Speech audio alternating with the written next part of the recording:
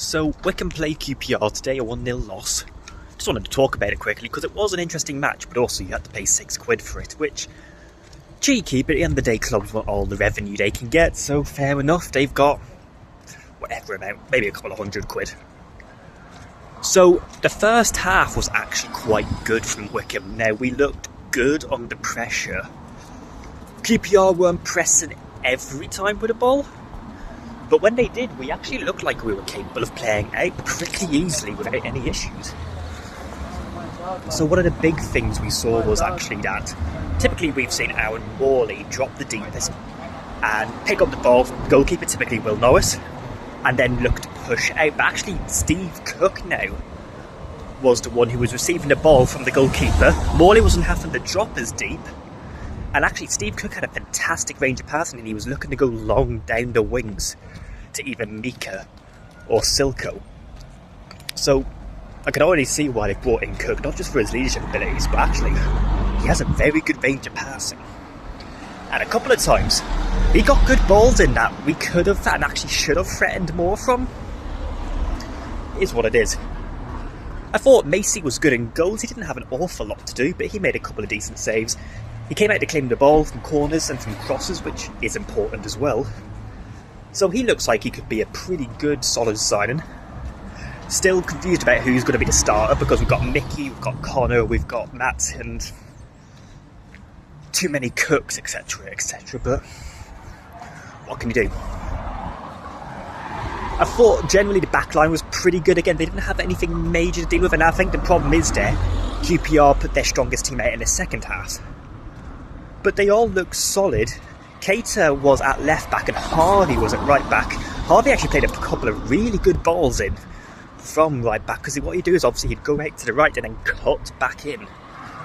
And they had a couple of good ones. I think there was one from Allen or Henderson who they really should have scored actually, and they didn't, which was disappointing. Keita looked good. He's only 16. Lots of time on his side. He had a good game. He looked neat, he looked tidy, he didn't look out of place. He didn't stand out, but at that age, not looking out of place is actually really, really important. Too young to go on loan in the EFL, probably too young, I'd say, to even go out on loan to non-league. But, you know, with the Who Cares trophy coming up, I think there's a lot worse you could do for getting him a couple of minutes and legs of senior football. Henderson, I really like Henderson. I admit this last season, I suggested he play as a 10. I don't think he's suited towards being a 10. He's not agile enough, he's not quick enough, and he just didn't look as comfortable there. He seems to be best coming from deep, driving out with the ball and playing through passes and playing through the lines. But unfortunately that's what Aaron Morley tends to do as well. And then you have Keelan Boyd-Munce and Scowen and Leahy, and you're starting to see a issue with how many centre mids we have. Mika had a quiet game, moments but quiet, but considering what happened last week, I think that's okay. Silko Thomas on the left wing, actually, very, very interesting performance from him, because I can see why we've signed him already. He's quick, he's direct. He wants to run at defenders, he wants to get past them. But it's the decision making. He needs to know when to pass, he needs to know when to run. He needs to know when to take on the man, when actually to go, no, I'm not going to take him on this time. So that's something that will hopefully develop over time.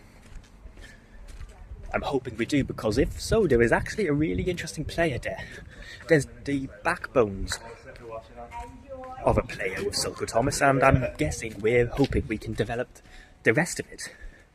Turn him into a championship player. Either to go up with us, or to sell on a tiny profit when he goes in a free. Bradley, I am one of Bradley's biggest defenders. He's looked quicker, he's looked stronger, he's looked hungry. Ran a lot, and actually under a couple of times he put Pierce Charles under pressure, and Pierce Charles is actually a very good goalkeeper under pressure. At one point he actually tackled him. And we looked better with Bradley up front than we did with Corley up front. But again, you can't read too much into that because, as I said, they put out a better team in the second half. So, yes, Bradley looked better, but is that because he came up against a weaker defence? I think one of the things you're looking for as well is, we did well in that first half, but it wasn't one we dominated, it was one QPR dominated either. It was pretty even, which at the end of the day you can take. Second half we weren't as good, especially the last 25 minutes. QPR were just all over us. I actually thought Mickey did fairly well. There was one moment where the ball came in and King had his back. It was on his feet, and there was a couple of moments where he didn't really know whether to call for Mickey or to kick it out himself or to try and take it himself, and it ended this bit of a goal line scramble where Mickey realises, God, nobody's going to take this, I have to run out. And in the end it was Connor Taylor in the goal line who made a good block when Mickey was out. Connor was good. He actually ventured up a little bit and got a couple of passes off.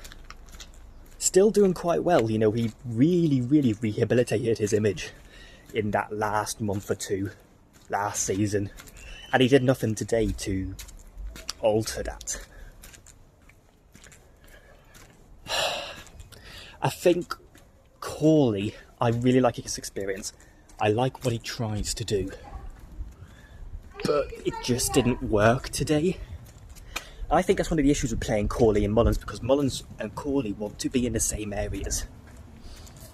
Mullins would do much better with Bradley Fink.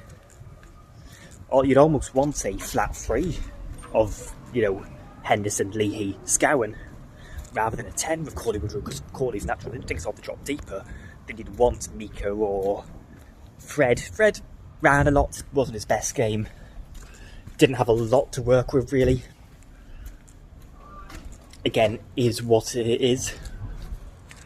Not talking as much in detail about the second half because we just didn't show as much, and there wasn't as many standouts as I thought in the second half, but again that's down to the fact they had a better squad in the second half. So I think losing 1-0 to QPR is not a bad thing altogether, not at all. We shouldn't be disheartened, we shouldn't be upset about that, because they're a championship team. They're actually looking upwards in the championship as well, they're not looking downwards, so 1-0 loss we take. I think what really interested me is no Jack at right back. But the thing is he going to play tonight at Farnham? No Lowry, who did play in the last match. No Junior. And we had Allen come on at left wing. And actually, he didn't actually look out of place there. I thought it was going to be a 5 back with Allen, the left centre back or the left wing back. But actually, played left wing, got a couple of decent chances. So, that was it today. I'm not sitting here going, we're going to go down, we're going to go up. It was a good game, it was an interesting watch. Second half, tactically, it was a bit interesting where it looked like it could be a 5-2-2-1 at times, with Fred dropping in at right wing back. And then sometimes it would be a 4-4-2 where you'd have Stones and Woodrow up front.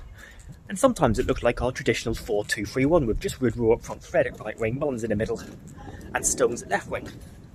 Stones, again, like Fred, didn't have a lot to work with. Mullins actually dropped deeper on a lot of occasions, tried to bring the ball out, tried to pass through. Probably frustrated that we weren't getting it out to him in their half. Looked good. Again, as I said, probably would be better with Bradley Fink. Or a striker like Lowe, obviously he's went up to Scotland, who's running in behind rather than coming deep in the same areas. That's my big concern about Corley. His natural instinct seems to be to tend to come deeper. I don't like that. He needs to push back out. Needs to be trying to run behind the man, but that's not the striker he is. We knew that when we signed him last time, and we definitely knew that when we signed him this time. But yeah, that was today's game, let me know what y'all think. Because it was an interesting match. Gives us thought and gives us something to think about going into these last couple of friendlies. Before the decent starts, it's nearly already there. World Cup's over. It's gone like that. So yeah, let me know what you think.